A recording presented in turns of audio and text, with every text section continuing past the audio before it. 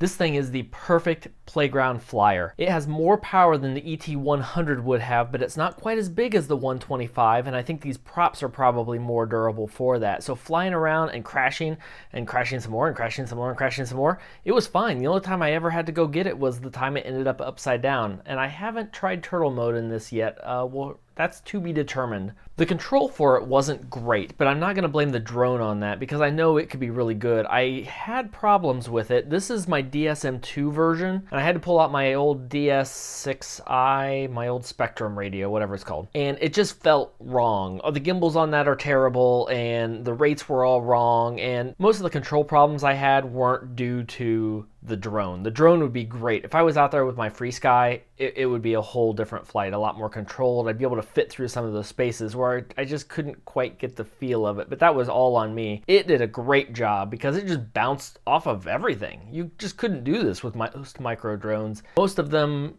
even the ones that come with prop guards, the other King Kongs and some of the other racing drones, they would not be able to do this, and you would have broken props, you would have broken all kinds of things, and they wouldn't be able to just get up and go. This thing just kept going. It was great. So if you've got a playground to be able to go through, I would highly recommend these because it was a blast. I was really nervous when I got there because there was one kid out playing and he had control of the whole playground. I couldn't fly through with a kid there. Luckily it got really cold and windy, so he left. Then I had the run of the whole place. I'm not going to go through the setup on Spectrum for this one. I've actually done one exactly like this. I think it was the FlyEgg 130. I'll link it up in the corner so you've got that. This process for setting this up is exactly the same as that one, so there's no need to go through it again. I did find this battery was pretty good. It's a 550. It was nice and flat, making it easy, and it was good and powerful, and it started beeping pretty early, but I can change that. It went for a good long time. Had some setup and tuning to do before you actually saw the flight, so it made it probably for a minute and a half longer than you actually saw.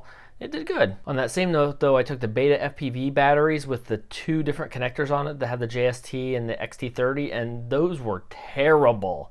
Oh my gosh, don't buy those. Sorry, I love the old versions. Those new ones, somebody on the recent comments told me they were terrible, and man, they were right. That was the first time I really tried to use them. But anyway, this thing, if you've got this circumstance, is really good, and you could fly this inside. It would be fine inside your house. If I was exclusively planning on flying inside the house, I would still pick the 100 over this one because it's a little smaller and not quite as over the top powerful. I haven't tried the 125 yet, so that's still pending. But if you found this useful, leave a like and a comment down below. If you haven't signed up for my year-end giveaway, look for the link for that in the description because I'm giving away huge amounts of stuff. And until next time, remember, I will very happily admit when a drone I thought was bad turns out to be good.